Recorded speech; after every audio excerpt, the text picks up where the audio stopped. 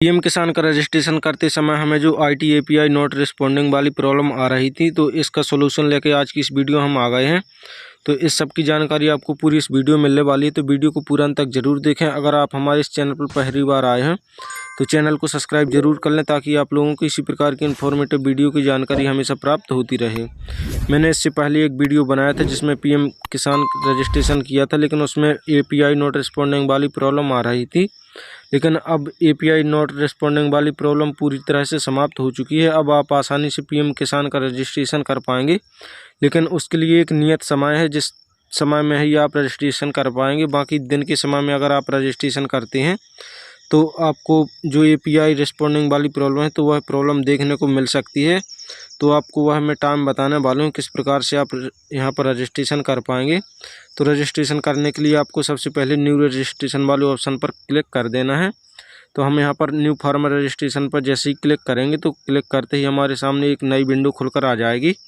तो अब आपको यहाँ पर न्यू फार्मर रजिस्ट्रेशन के लिए यहाँ पर आधार कार्ड नंबर और मोबाइल नंबर और स्टेट को यहाँ पर सिलेक्ट करना होगा।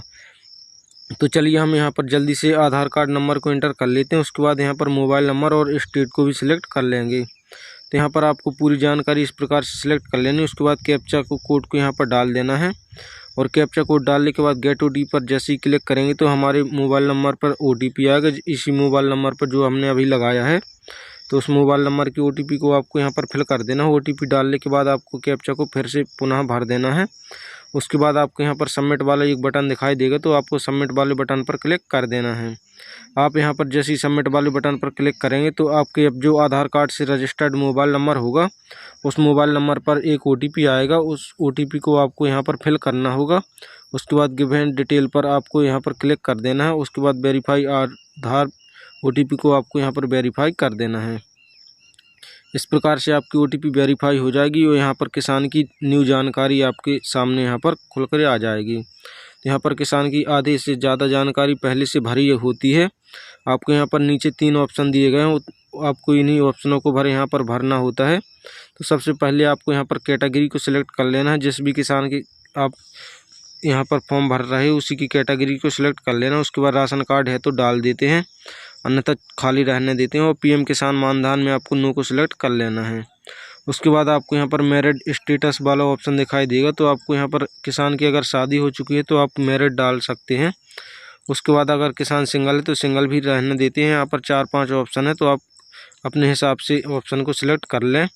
उसके बाद यहाँ पर आपको ओनरशिप लैंड डिटेल का एक ऑप्शन आएगा, तो यहाँ पर सिंगल और ज्वाइंट वाला ऑप्शन 2 ऑप्शन होते हैं। तो आप किसान की जैसी ज़मीन हो, सिंगल खाता हो या फिर ज्वाइंट खाता, तो आपको उसी हिसाब से यहाँ पर दोनों विकल्प में से किसी एक का चयन कर लेना है। तो यहाँ पर आपको चयन करने के बाद अब आपके सामने फार्मर आईडी में जितने भी आपने खसरे ऐड किए होंगे, तो सभी खसरे यहाँ पर ऑटोमेटिक आ जाते हैं। इसलिए आपको किसान की पहले फार्मर आईडी बनानी है, उसके बाद ही आप किसान का रजिस्ट्रेशन कर पाएंगे। तो आपको यहाँ पर किसी भी एक खसरे को सिलेक्ट कर लेना है। आपको चेक बॉक्स सामने दिखाई देंगे, तो आपको फर्स्ट वाले खसरे को यहाँ पर सिलेक्ट कर लेना है। जैसे ही आप सिलेक्ट करेंगे तो यहाँ पर नीचे की तरफ में और डिटेल खुलकर आ जाएगी। तो चलिए अब वहाँ पर आप डिटेल भर लेते हैं। तो जैसे ही यहाँ पर आप देख सकते हैं कि ऐड लैंड डिटेल का ऑप्शन आ गया है, तो आपको सबसे पहले यहाँ पर खाता नंबर डालने का ऑप्शन आता है। तो आप खाता नंबर में यहाँ पर आपको अकाउंट नंबर नहीं डालना है, बल्कि किसान की ज़मीन का खाता नंबर डालना है, जो कि आपको खतौनी में मिल जाएगा।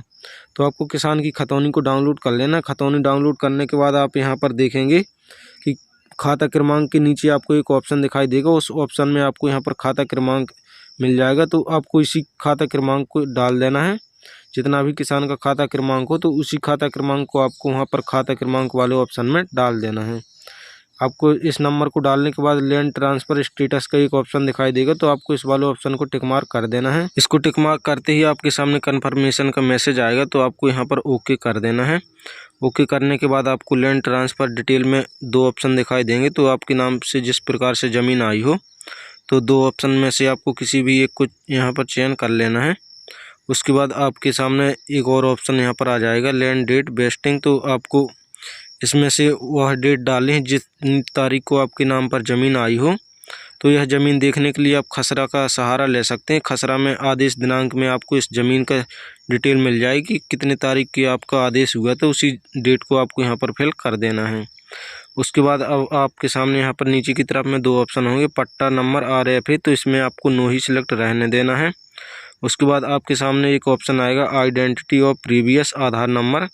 तो अब आप कई लोग यहाँ पर कंफ्यूज होते हैं कि किसान का ही आधार कार्ड नंबर यहाँ पर डाल देते हैं, लेकिन आपको यहाँ पर उस किसान का आधार कार्ड नंबर नहीं डालना है जिसके आप रजिस्ट्रेशन कर रहे हैं, बल्कि उसका डालना है जिसके नाम पर यह ज़मीन पहले से थी। उसके बाद जिस किसान के नाम पर आई है, तो पहले वाले किसान का आपको यहाँ पर आधार कार्ड नंबर डालना है।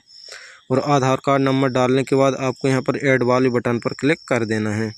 जैसे आप ऐड वाले बटन पर क्लिक करेंगे तो आपकी जो डिटेल है यहाँ पर सक्सेसफुली सेव हो जाएगी। तो यहाँ पर ऐड वाले बटन पर क्लिक करने के बाद आपके सामने इस प्रकार से डिटेल यहाँ पर शो होने लगेगी। उसके बाद आपको यहाँ पर एक सपोर्टिंग डॉक्यूमेंट अपलोड करने होंगे, यानी कि आपको किसान की खतौनी को यहाँ पर अपलोड करना आवश्यक होगा। तो यहाँ पर हम खतौनी को अपलोड कर लेते हैं। अपलोड करने के लिए चूज फाइल वाले ऑप्शन पर हम क्लिक करते हैं। तो जैसे ही हम यहाँ पर क्लिक करेंगे तो आपके सामने यहाँ पर अपनी फाइल खुलकर आ जाएंगी। तो फाइल को आपको सिलेक्ट कर लेना। उसके बाद यहाँ पर डिक्लेरेशन गिवन वाला ऑप्शन है, तो आप इस को चेक मार्क कर देना। उसके बाद आपको एक बार से पूरी अपनी जानकारी को चेक कर लेनी है कि हमारे द्वारा भरी गई सभी जानकारी सही है या फिर नहीं। तो आपको एक बार से चेक ज़रूर कर लेना है, उसके बाद ही आपको फॉर्म को सेव करना है।